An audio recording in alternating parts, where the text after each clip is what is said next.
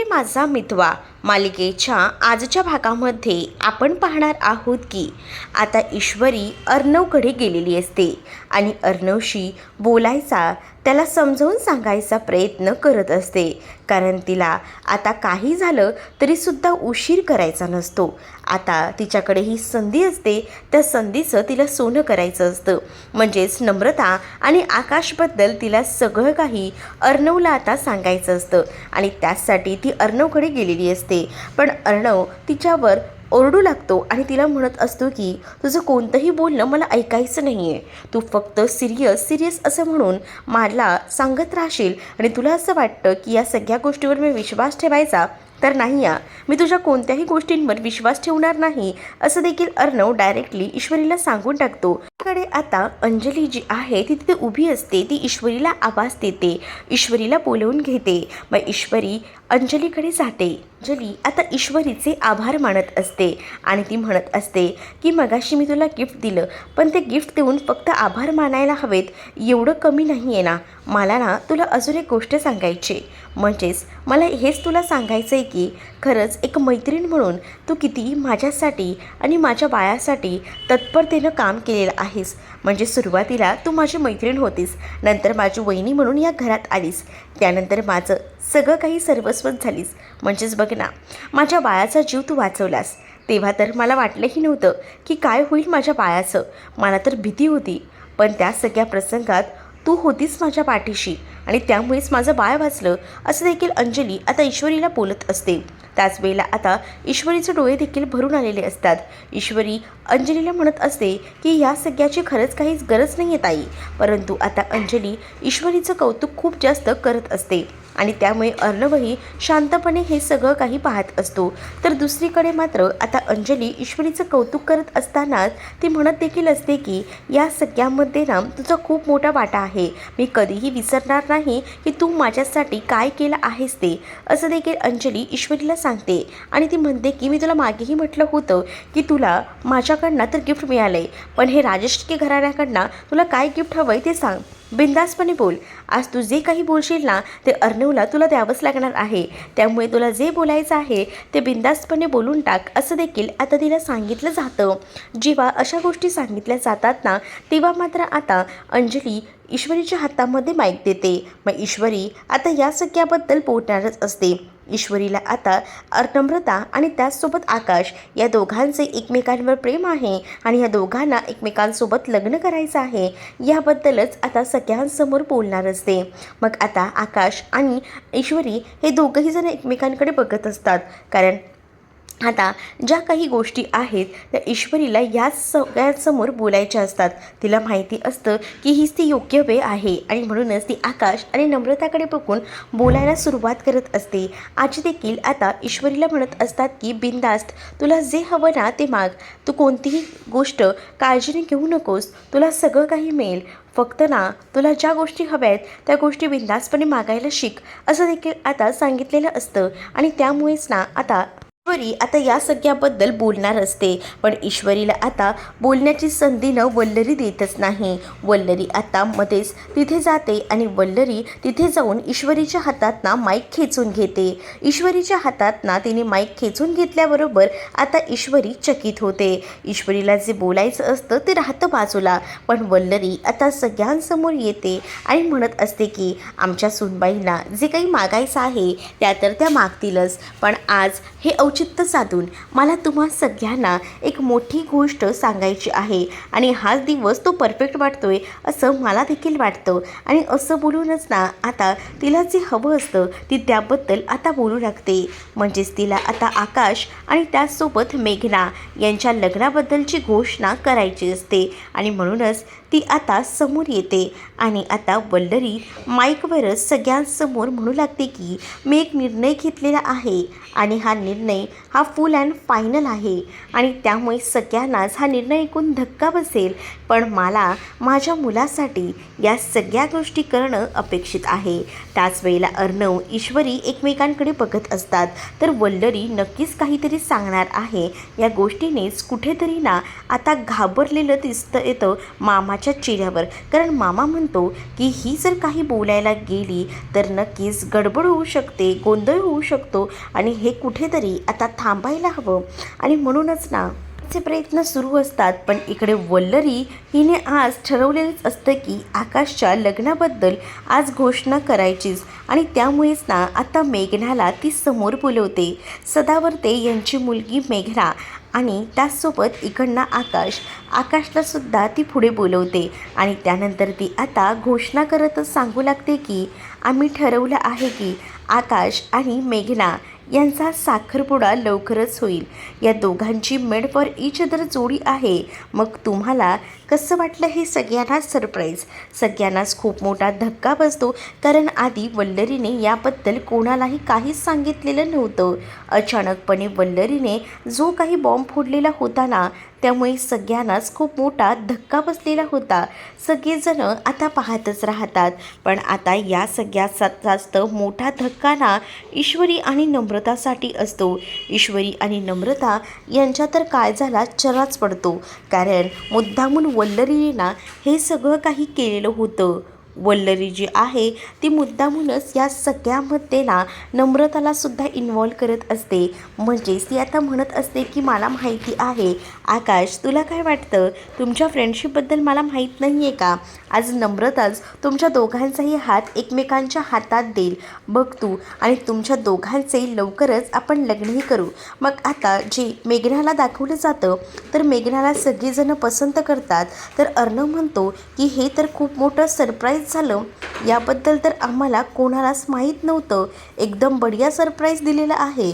आणि त्याच वेळेला आता मेघना जी आहे तिनेही आकाशला पसंत केलेलं असतं, त्यामुळे ती आकाशकडे बघून लाजत असते. त्याच वेळेला नम्रता ही थोडीशी का होईना हर्ट झालेली असते आणि त्यामुळे नम्रता तिकडनं काढता पाय घेत असते.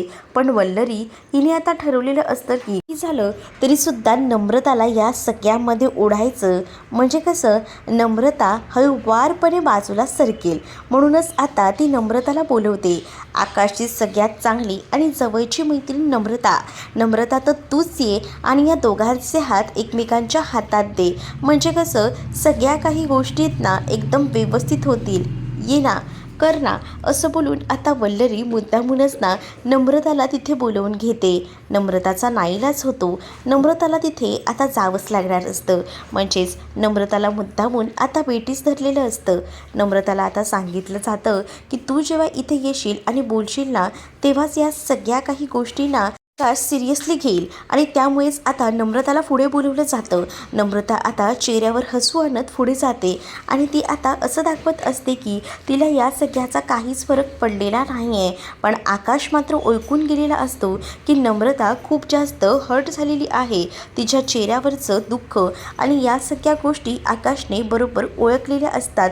आणि त्यामुळेच ना आता आकाश मध्ये आणि मेघनाच्या मध्ये जाऊन आता नम्रता उभी राहते आणि त्या दोघांचाही हात एकमेकांना देते. कारण आता नम्रताकडे दुसरा कोणताही ऑप्शन नसतो. नम्रताला हे करावंच लागणार असतं. त्यामुळे आता नम्रता दोघांच्याही मध्ये उभी राहते. मेघनाचा एक हात तर आकाशचा एक हात त्या एकमेकांच्या हातामध्ये देते आणि त्या दोघांनाही आता ती काहीच बोलत नाही. पण नम्रताच्या चेहऱ्यावरचं दुःख हे आकाश आणि ईश्वरी हे दोघंही जण चांगलेच जाणत होते. पण तरीसुद्धा आता काहीच बोलण्याकरिता ऑप्शन नव्हता.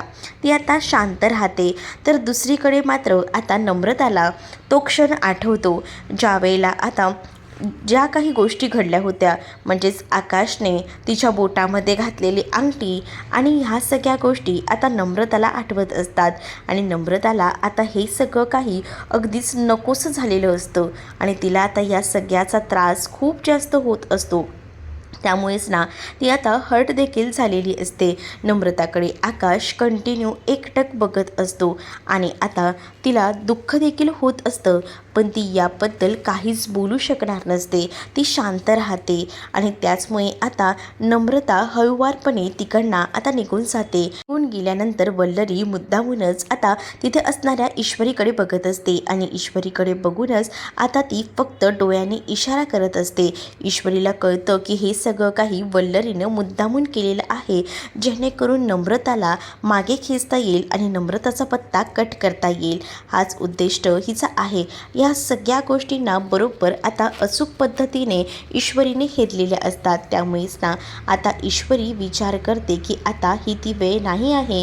आता ज्या काही गोष्टी झाल्यात त्या आपण समजून घ्यायला हव्यात आणि आता नमुताईला समजवणं जास्त गरजेचं आहे, कारण हे प्रकरण अजून तरी इतक्यात पुढे गेलेलं नाही आहे. फक्त हे घरात दाखवलं गेलेलं आहे. साखरपुडा आणि त्याचसोबत लग्न या काही गोष्टी झालेल्या नाही आहेत. तोपर्यंत आपण हे प्रकरण बोलून थांबवू शकतो असाही विचार ईश्वरीच्या मनामध्ये असतो आणि म्हणूनच आता ईश्वरी जी आहे ती नम्रताला तिकडनं जाताना बघते. नम्रता खरं तर खूप जास्त दुःखात असते. तिचं लक्ष आकाशकडेही नसतं. आकाश मात्र एकटक नम्रताकडे बघत असतो, कारण त्याला कळत असतं की त्याची होणारी बायको नमू ही खूप जास्त नाराज झाली आहे. तिचा हार्ट ब्रेक झाला आहे आणि त्यामुळेच ना आता तो एकटक तिच्याकडे बघू लागतो. दुसरीकडे मेघना आता खूप जास्त खुश असते. तिचं लग्न हे आता आकाशसोबत होणार असतं. आकाशच्या चेहऱ्यावर जराही हसू नसतं. त्याच्या चेहऱ्यावर आता काहीच भाव नसतात आणि हे सुद्धा घरात कोणालाही ओळखता येत नसतात का, काहीच कळत नसतं. कारण मामा देखील आता त्याचं अभिनंदन करत असतो, तेव्हा मामाला देखील तो काहीच रिॲक्ट करून बोलत नसतो. पण या सगळ्यामध्ये नम्रता मात्र खूप जास्त नाराज असते, कारण याआधीसुद्धा नम्रताला धोका मिळालेला होता आणि आता दुसऱ्यांदा हा धोका मिळालेला होता. त्यामुळे तिचं काळीज जास्त तुटलेलं होतं. त्यामुळे ती आता निघून जाते आणि दुसरीकडे आता संशय जो आहे ना तो राकेशला सुद्धा आलेला असतो. राकेशही विचार करत असतो, दाल में कुछ तो काला है. आता जेव्हा नम्रता निघून जाते तेव्हा ईश्वरीही मागचा पुढचा विचार न करता लगेचच बाहेर जाते, कारण तिला कळत असतं की नमुताई खूप जास्त हार्ट ब्रेक फेल झाला आहे तिचा आणि त्यामुळेच आता तिच्याशी बोलायला हवं, तिच्याशी समजूत घालायला हवी तिची आणि म्हणूनच तिच्याशी बोलायला आता ती बाहेर जात असते. त्याच वेळेला नमू बाहेर येऊन एकटीच रडत बसलेली असते, कारण ज्या काही गोष्टी तिच्या समोर आता ह्या घडलेल्या असतात ना त्या खूपच अपमानास्पद असतात. कारण स्वतःहून तिने आकाशचा आणि मेघनाचा हात हातात दिला होता आणि या सगळ्या गोष्टींना तिला खूप जास्त त्रास देणाऱ्या होत्या. दुसरीकडे आता जो अर्णव आहे तो सुद्धा आता पुढे जातो आणि अर्णव जो आहे तो आपल्या मामीलाच म्हणजेच आता वल्लरीला म्हणत असतो की मामी हे काय गं, म्हणजे सगळ्यांनाच तू असं अचानकच सरप्राईज दिलंस, आम्हाला वाटलंही नव्हतं असं अचानक काही तू करशील असं देखील अर्णव आता वल्लरीला म्हणत असतो. ईश्वरी आता समजवायला गेलेली असते आणि ईश्वरी जेव्हा आता समजवू लागते ना तेव्हा मात्र आता ती म्हणत असते की शांत हो नमुताई. पण आता नम्रता जी आहे ती ईश्वरीवरच उलटी फिरते आणि हे सगळं काही तुझ्यामुळे झालंय असं तिला म्हणते. अगं नमुताई तू हे काय बोलतेस, अगं हे सगळं तुझ्यामुळेच झालंय, कारण तू वेळ होती तेव्हा तू बोलायला पाहिजे होतं जिजूंसोबत. तू पूर्ण दिवस जिजूंसोबत असते आणि अजून तू ह्या सगळ्याबद्दल एकदाही जिजूंशी बोलली नाही आहेस, म्हणजे केवढं झालं. पण बिचाऱ्या या ईश्वरीचं जे काही आहे ते कुठे या लोकांना माहिती आहे. तर नमू तिला नाही ते आरोप करून बोलत असते. तर दुसरीकडे मात्र आता वल्लरी जी आहे ती म्हणत असते की तुम्हा लोकांना कशी वाटली नवीन सूनबाई, म्हणजे तुम्हाला पसंत पडली का मुलगी. तर आता अर्णव म्हणतो, अगं मामी एवढं मोठं सरप्राईज दिलंस, हे आम्हाला अपेक्षितच नव्हतंच आणि आम्हालाही चांगलंच आहे की. म्हणजे बघ, जर मुलगा मुलगी एकमेकांना पसंत करतायत, तुला सून म्हणून पसंत आहे, आजीलाही नाचून म्हणून ती पसंत आहे, तर माझी काय हरकत आहे. सगळ्यांनाच तुम्हाला आवडली आहे तर मलाही चालेलच की आपल्या आकाशची बायको म्हणून ती, आणि तशीही चांगल्या घरातली आहे, सोज्वळ आहे, असंही आता इथे अर्णव बोलत असतो.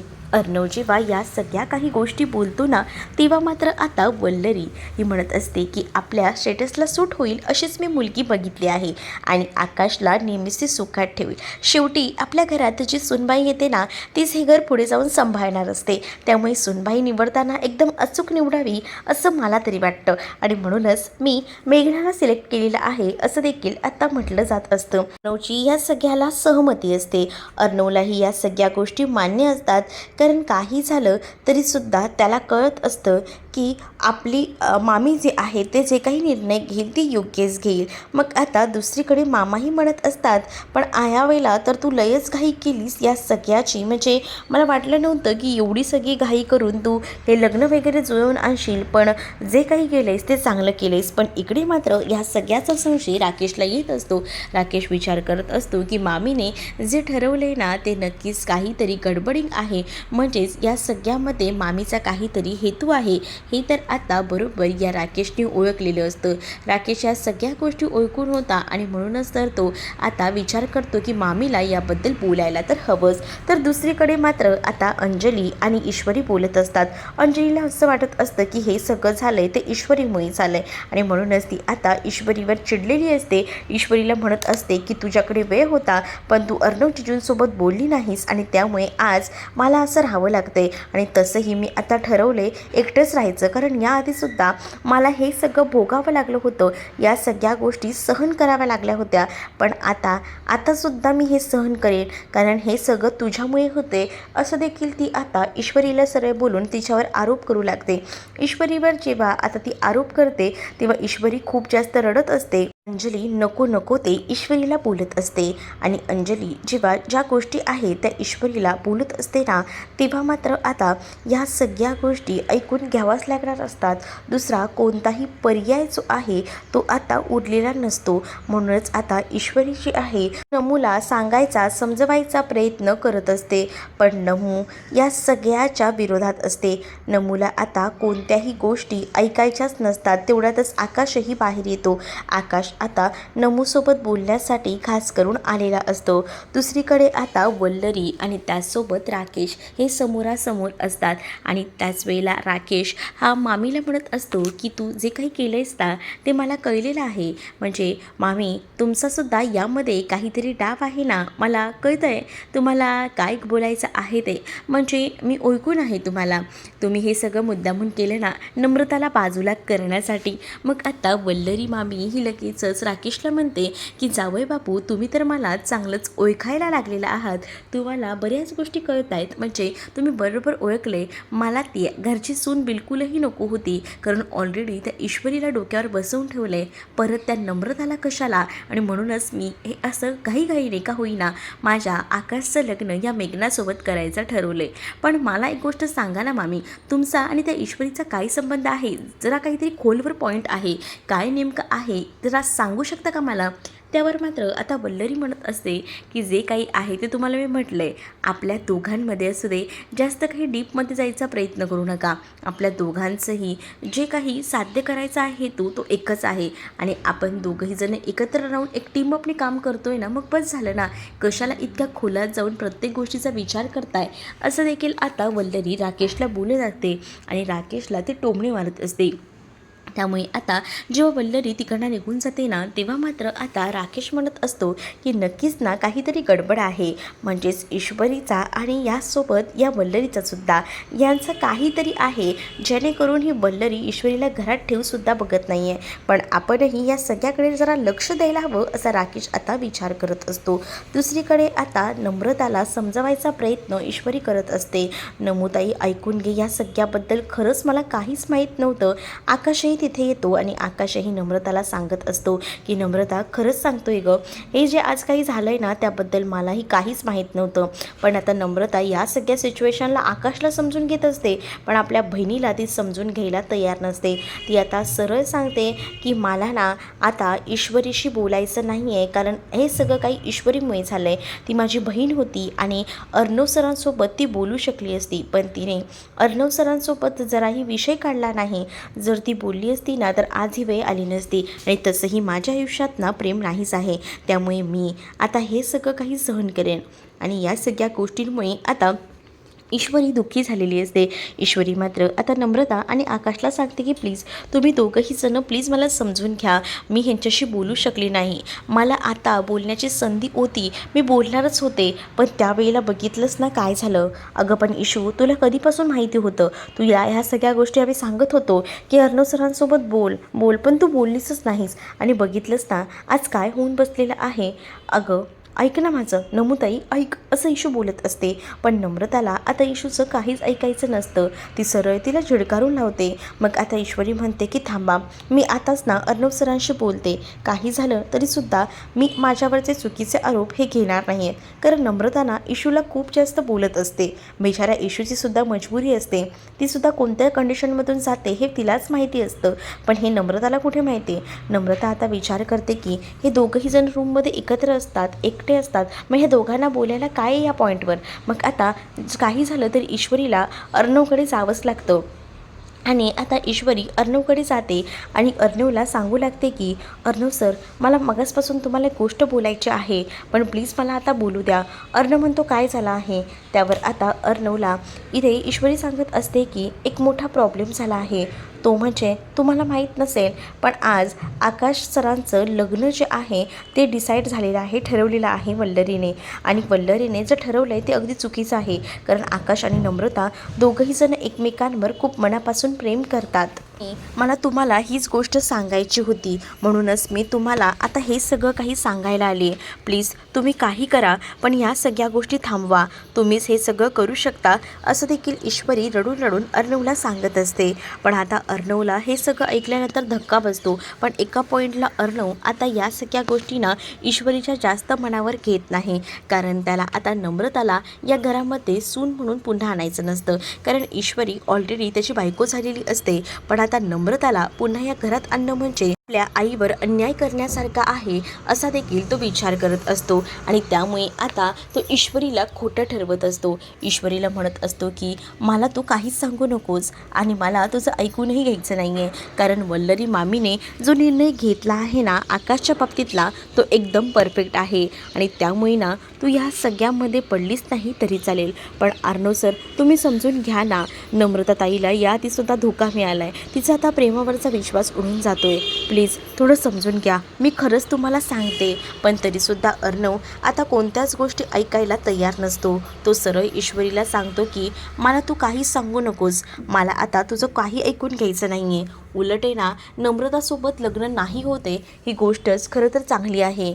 जे लग्न होतंय ना ते बरोबर आहे. मामीने चांगली मुलगी बघितली आकाशसोबत आणि त्याच मुलीसोबत आकाशचं लग्न होईल हे कन्फर्म आहे, असं देखील आता अर्णव जो आहे तो बोलू लागतो. अर्णव जेव्हा हे सगळं बोलतो तेव्हा ईश्वरी खूप जास्त मोठ्या धक्क्यात असते. तिला वाटत असतं निदान अर्णव तरी समजून घेईल. पण अर्णवने आता या सगळ्या गोष्टी समजून नाही घ्यायच्या असं ठरवलेलं होतं. कारण ज्या काही गोष्टी सुप्रियाकडनं घडलेल्या आहेत त्याच्या आईच्या बाबतीत त्या गोष्टी त्याला सतत आठवत राहतात. आणि त्यामुळे त्याने ठामपणे सांगितलेलं होतं की तुम्ही ही लोक नाटकं करतायत. कशावर नम्रता ही नाटक करत नसेल. मला माहिती आहे तुम्हाला मुद्दामून या घरात यायचं आहे, म्हणूनच तू आता तुझ्या बहिणीचाही वापर करतेस, असं देखील अर्णव डायरेक्टली ईश्वरीला बोलतो. त्यामुळे ईश्वरी आता शांतच राहते. दुसरीकडे मात्र आता आकाश हा वल्लरीला म्हणत असतो की माझं नम्रतावर प्रेम आहे. पण हे सगळं काही वल्लरी एक्सेप्ट करत नसते. वल्लरी म्हणत असते की तू माझ्या डोक्यावर हात ठेव आणि शपथ घे आणि सांगून टाक की तू तिच्यावर प्रेम करत नाही. आणि ती आता त्याला मजबूर करत असते. बिचाराला हात ठेवायला डोक्यावर सांगत असते. त्यामुळे आकाशही तिच्या डोक्यावर हात ठेवतो. दुसरीकडे ईश्वरी ही खूप जास्त टेन्शनमध्ये असते. ती एकटी उभी असते. पण तेवढ्यातच ना आता तिथे राकेश आलेला असतो. आणि राकेश आता ईश्वरीला म्हणतो काय मग माझ्या इंदोरी जिलेबीचं बोलणं अर्णवने ऐकलं नाही तर मग बघ अजूनही संधी गेलेली नाही आहे, अजूनही तुला वेळ आहे तुला माझ्याकडे यायची. असं जेव्हा आता तो बोलू लागतो तेव्हा ईश्वरी आता त्याच्यावर ओरडते आणि म्हणते की मी तुला याआधी सांगितलं आणि पुन्हा एकदा सांगते, माझ्या नादाला लागायचा प्रयत्न करायचा नाही. तुला मी सांगितले तुझी तर ना पूर्ण ज्या काही गोष्टी आहेत ना ते खणून तर काढायचं काम अर्णव सर करणारच आहेत. आणि तुला बरबाद केल्याशिवाय ते आता बसणार नाहीयेत. या गोष्टी देखील आता ईश्वरी ठामपणे इथे राकेशला सांगत असते आणि राकेशला ती धमकावत असते. त्यामुळे राकेश आता शांतच बसतो. तर तुम्हाला हा भाग कसा वाटला हे कमेंटमध्ये नक्कीच सांगा. आणि असेच अपडेट पाहत राहण्यासाठी चॅनलला नक्की सबस्क्राईब करा.